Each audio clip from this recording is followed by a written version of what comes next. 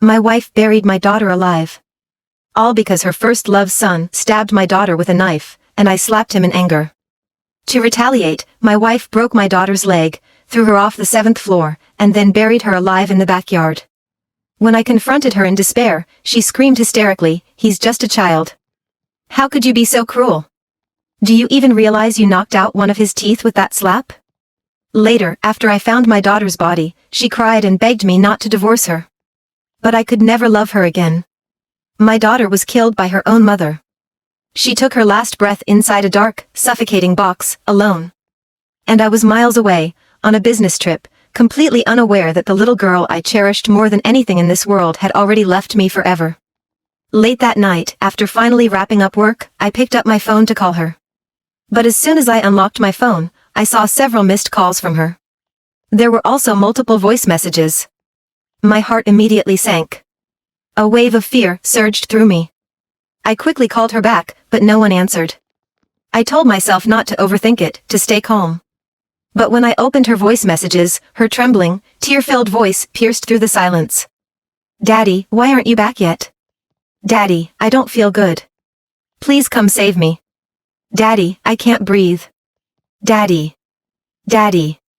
Her voice grew weaker with each message, and my chest felt like it was being crushed. I called my wife, Jessica, in a panic, but she kept rejecting my calls. Frustrated, I opened her social media account and saw her post. She was having dinner with her first love.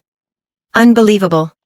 If Jessica hadn't promised to take good care of my daughter, I would never have left her at home while I went on this business trip.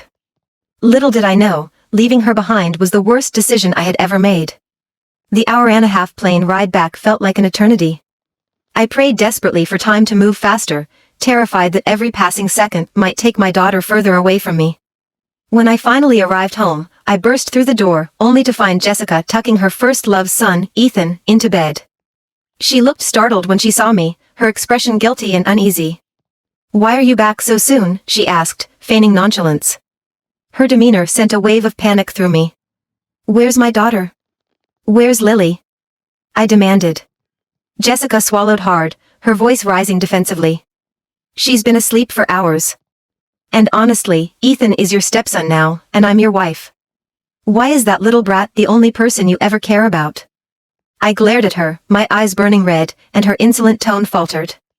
She immediately stopped talking. Frantically, I searched every room in the house, but Lily was nowhere to be found.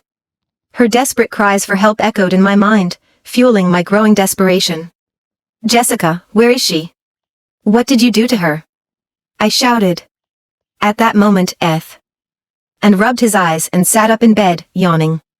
"Why are you making such a big deal about that brat?" he muttered. "Last time you slapped me, Jessica said she'd teach her a lesson to make me feel better. So this is all your fault."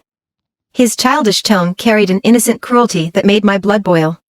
I turned to Jessica, disbelief and fury coursing through me. "All this because I slapped him? You used my daughter to make him feel better?"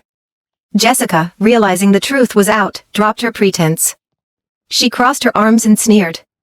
"Well, you shouldn't have hit Ethan. He's just a kid, and now he's missing a tooth because of you. So yeah, I taught Lily a lesson. She's my daughter, I can do whatever I want with her. And if you keep making a scene, you'll never see that little brat again. I can't believe she had the nerve to tattle on me to you." I couldn't believe what I was hearing. Jessica was Lily's mother, yet she was defending someone else's son while treating her own daughter like trash. My vision turned red with rage. I grabbed Ethan by the collar and snatched a fruit knife from the coffee table, pressing it against his neck. "Tell me where Lily is," I growled, "or I'll make sure he's buried next to her." Jessica screamed in terror, begging me to put Ethan down. Finally, she broke under the pressure and pointed toward the backyard. She wouldn't stop crying, so I locked her in a box. "Now put Ethan down, or I swear to God." Her words blurred as I turned toward the window. The backyard was quiet, illuminated by the soft glow of the porch light. But there was no box in sight. Then my eyes landed on a freshly dug mound of dirt. A chilling realization gripped me. "You buried her alive in that box," I said through clenched teeth. Jessica opened her mouth, but I didn't wait for her response. There wasn't time to waste. Saving Lily was all that mattered now.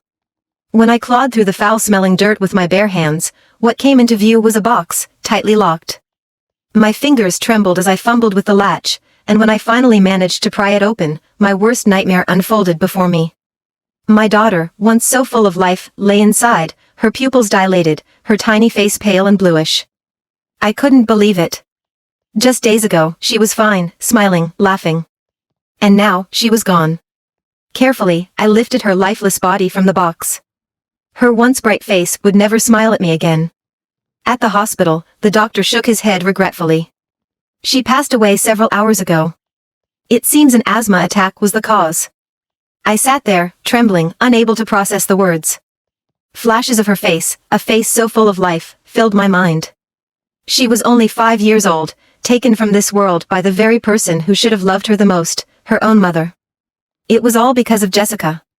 I called her over and over, my fury building with each rejection. Finally, after ignoring me for what felt like an eternity, she answered.